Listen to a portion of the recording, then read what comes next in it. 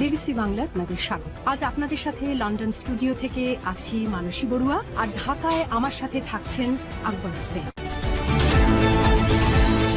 আবারও মধ্যপ্রাচ্যে ভয়াবহ তৃতীয় বিশ্বযুদ্ধ চলছে, আর এই মুহূর্তে আমাদের হাতে এসেছে ইরান, ইসরায়েল ও যুক্তরাষ্ট্রের মধ্যে যে তৃতীয় বিশ্বযুদ্ধ চলছে, এই যুদ্ধের সর্বশেষ গুরুত্বপূর্ণ সবথেকে তাজা আপডেট সংবাদ। প্রথমেই জানাবো, মার্কিন প্রেসিডেন্টের ভাবমূর্তি একজন বড় পরাজিতের। মার্কিন সেনা হত্যা বা আটক করতে পারলে $30,000 পুরস্কার ঘোষণা করল ইরানের সেনাবাহিনী প্রধান। আর কোনো নারী যদি মার্কিন কোনো সেনাকে আটক করতে পারে তাহলে পুরস্কারের সংখ্যা প্রায় $60,000 ঘোষণা করেছেন ইরানের সেনাবাহিনী প্রধান। ইরানের সেনাবাহিনী প্রধান এমন একটি পরিকল্পনার ঘোষণা দিয়েছেন, যার আওতায় কোনো মার্কিন সেনাকে হত্যা কিংবা আটক করতে পারলে $30,000 পুরস্কার দেওয়া হবে। আর কোনো নারী যদি তার সৌন্দর্য ব্যবহার করে কোনো মার্কিন সেনাকে আটক কিংবা হত্যা করতে পারে তাহলে তাকে $60,000 পুরস্কার দেওয়া হবে। ইরানের সেনাবাহিনী প্রধান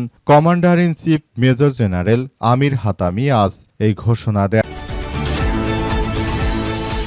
এরপর জানাবো, লোহিত সাগরে সৌদির যুদ্ধজাহাজগুলোতে ইয়েমেনের ভয়াবহ ক্ষেপণাস্ত্র হামলা। সৌদি যুদ্ধজাহাজটি সম্পূর্ণ ধ্বংস হয়েছে এবং আরও বেশ কয়েকটি জাহাজ ডুবে গেছে। ইয়েমেনের সশস্ত্র বাহিনীর প্রধান মুখপাত্র ব্রিগেডিয়ার জেনারেল ইয়াহিয়া সারি জানিয়েছেন যে সৌদি আরব এবং যুক্তরাষ্ট্র তারা সম্মিলিতভাবে ইয়েমেনের হুতি যোদ্ধাদের উপর যে হামলা চালিয়েছিল তার জন্য সৌদি আরবকে কঠোর শিক্ষা দেয়া হচ্ছে।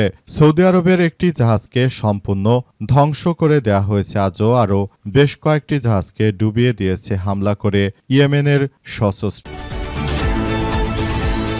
যোদ্ধারা। এদিকে গাজায় ইসলামিক জিহাদের কমান্ডারকে হত্যার দাবি ইসরায়েলি সেনাবাহিনীর। গাজার খান ইউনুসের বিমান হামলা চালিয়ে ফিলিস্তিনি ইসলামিক জিহাদের এক কমান্ডারকে হত্যা করার দাবি করেছে ইসরায়েলের সেনাবাহিনী। আজ আল জাজিরার এক প্রতিবেদনে এই তথ্য নিশ্চিত করা হয়েছে। প্রতিবেদনে বলা হয়েছে, হামলার ঘটনার আগে থেকে ইসরায়েলি কর্মকর্তারা উক্ত ব্যক্তিকে নিশানা করছিল এবং তাকে অবশেষে হত্যাকাণ্ডের মধ্যে ফেলে দেওয়া হয়েছে। বর্তমান সময়ে এই জঙ্গি গোষ্ঠীকে ধ্বংস করাই ইসরায়েলের সবথেকে বড় কাজ। তবে মুসলিমরা যদি এক না হয় ভবিষ্যতে আরও ভয়াবহ বিপদ আসতে চলেছে। এবারে জানাবো, ইমরান খানকে কারাগার থেকে হাসপাতালে নেওয়ার নির্দেশ পাকিস্তানের সুপ্রিম কোর্টের।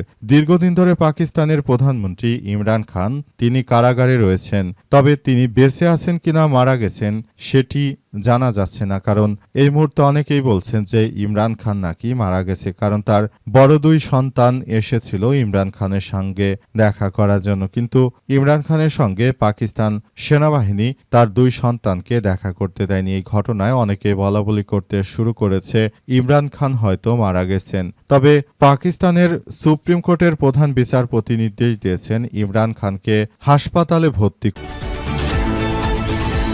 করানোর। এবং সর্বশেষ জানাবো, গ্যাস বিদ্যুতের দাবি জানালে সরকার বলছে হঠকারিতা, বললেন নাহিদ ইসলাম। গ্যাস ও বিদ্যুৎ নিশ্চিত করা দাবিতে গণতান্ত্রিকভাবে প্রতিবাদ জানালেও সেটিকে হঠকারিতা হিসেবে আখ্যায়িত করা হচ্ছে বলে অভিযোগ করেছে জাতীয় নাগরিক পার্টি এনসিপির আহ্বায়ক ও বিরোধী দল চিফ হুইপ নাহিদ ইসলাম। আজ সাংবাদিকদের চোখে জুলাই শীর্ষক অনুষ্ঠানে এমন কথা বলেন নাহিদ ইসলাম। সেখানে তিনি জানিয়েছেন যে কত বড় হঠকারিতা এই সরকার, তিনি নিজে ব্যর্থ সরকার, গ্যাস ও বিদ্যুৎ দিতে পারছে না, এই কথা বললেও তাদেরকে আটক করা হচ্ছে। তো দেখছি শেখ হাসিনার থেকেও এক ভয়াবহ বিপজ্জনক সরকারকে আমরা কাঁধে চাপিয়েছি। দেশে বিদ্যুৎ নেই, গ্যাস নেই, তারপর কথা বলে মুখ চেপে ধরা হচ্ছে। প্রিয় দর্শক, এতক্ষণ শুনছিলেন সংবাদ শিরোনাম, এবারে বিস্তারিত।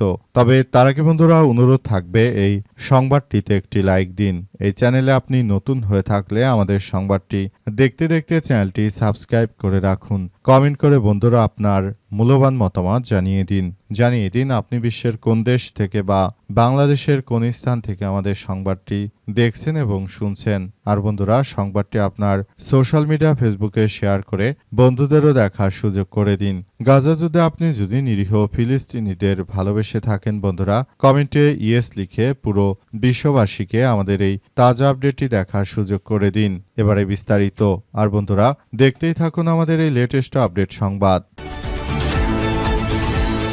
মার্কিন সেনা হত্যা বা আটক করতে পারলে $30,000 পুরস্কার, সফল নারী পাবেন দ্বিগুণ অর্থাৎ $60,000 পুরস্কার, জানালো ইরানের সেনাবাহিনী প্রধান। মার্কিন প্রেসিডেন্টের ভাবমূর্তি একজন বড় পরাজিতর বলে মন্তব্য করেছেন ইরানের সেনাবাহিনী commander in chief major general Amir Hatami.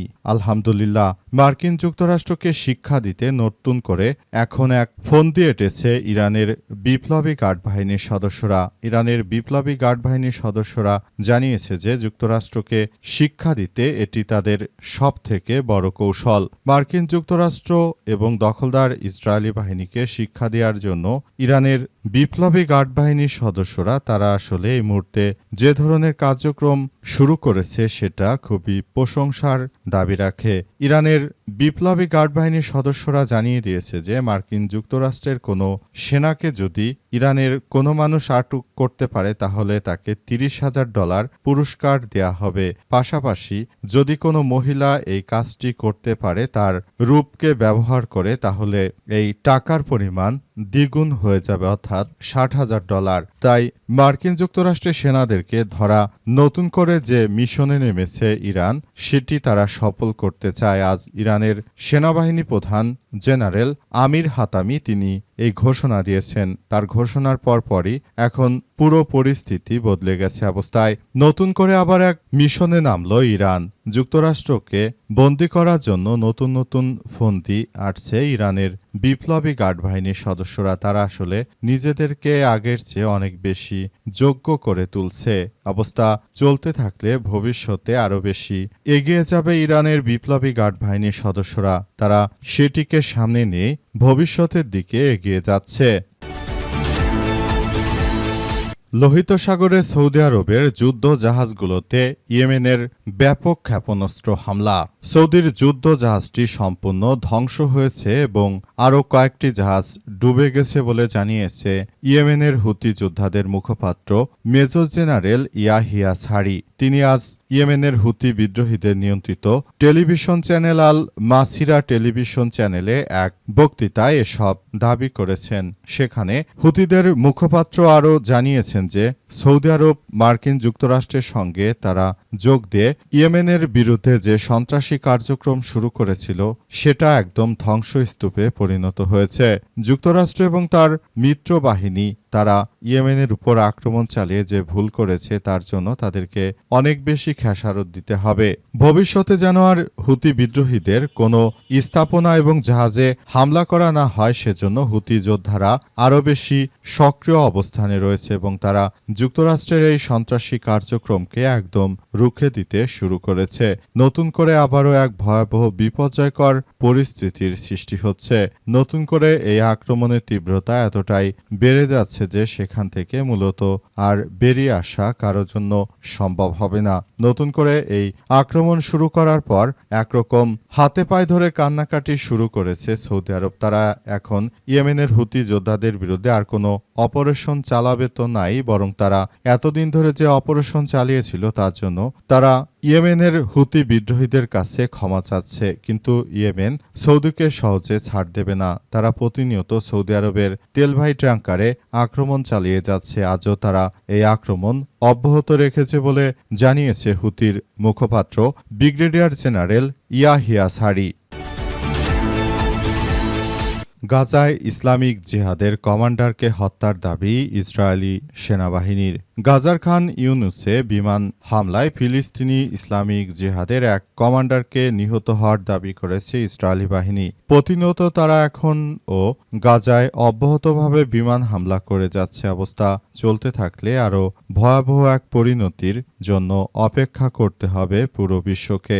বিশ্বের সবাই কিন্তু এই মুহূর্তে জায়নবাদী সন্ত্রাসীদের বিরুদ্ধে কার্যক্রম চালাচ্ছে। তারপরও প্রতিনিয়ত তারা ফিলিস্তিনিদের ভূখণ্ডে জায়নবাদী দখলদারেরা তারা আক্রমণ চালিয়ে তাদের বড় বড় কমান্ডারদের হত্যা করার মধ্য দিয়ে যেভাবে এগিয়ে যাচ্ছে, এতে করে ভবিষ্যতে বিশ্বের মুসলিমরা চরমভাবে ধরাশায়ী হবে সেটি আর বলার অপেক্ষা রাখে না এই মুহূর্তে। তাও যতটুকু রয়েছে এই মুহূর্তে আমরা দেখতে পাচ্ছি মুসলিমরা আসলে তারা নিজেদের মধ্যেই হানাহানিতে ব্যস্ত।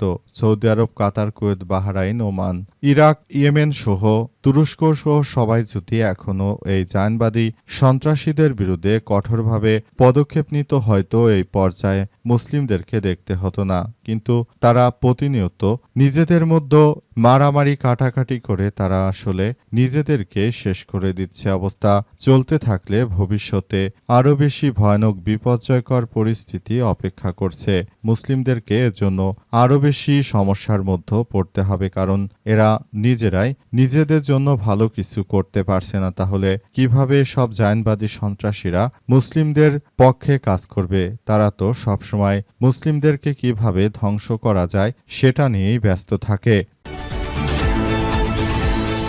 ইমরান খানকে পাকিস্তানের হাসপাতালে ভর্তির নির্দেশনা দিল সুপ্রিম কোর্ট। পাকিস্তানের সাবেক প্রধানমন্ত্রী ইমরান খান দীর্ঘদিন ধরে পাকিস্তানের জেলে বন্দী অবস্থায়। তাকে হাসপাতালে ভর্তি করার জন্য নির্দেশনা দিয়েছে দেশটির সুপ্রিম কোর্ট। আজ সুপ্রিম কোর্টের পক্ষ থেকে তাকে এই হাসপাতালে ভর্তি হওয়ার বিষয়টি জানা গেছে। আসলে ইমরান খানের শারীরিক অবস্থা দীর্ঘদিন ধরে খুবই খারাপ, কিন্তু তারপরেও তিনি কি বেঁচে আছেন কিনা মারা গেছেন বর্তমান সময়ে পাকিস্তানে ইমরান খানকে আসলে দেখানো হচ্ছে না। তার পরিবারের সদস্যরা, এমনকি ইমরান খানের বড় দুই সন্তানও তার সঙ্গে দেখা করতে গিয়েছিলেন, সেখানে তাদেরকেও দেখতে দেওয়া হয়নি ইমরান খানকে। আর এই অবস্থায় ইমরান খান আসলে বেঁচে আছেন কিনা মারা গেছেন সেটি বলা খুবই মুশকিল। অবস্থা যদি চলতে থাকে তাহলে হয়তো ভবিষ্যতে আরও পাকিস্তানের মধ্যে নিরাপত্তার আশঙ্কা তৈরি হতে পারে, কারণ ইমরান খানকে যে পরিমাণ মানুষ সমর্থন করে, ভবিষ্যতে ইমরান খান আসলে কিভাবে এগিয়ে যাবে সেটি এখনও বলা দায়। ইমরান খান আদতে বের হতে পারবে নাকি এই অবস্থা চলতে থাকবে ভবিষ্যতে সেটি আসলে এখন পর্যন্ত বোঝা যাচ্ছে না। পাকিস্তানের সরকার প্রধান হয়ে ইমরান খান সব থেকে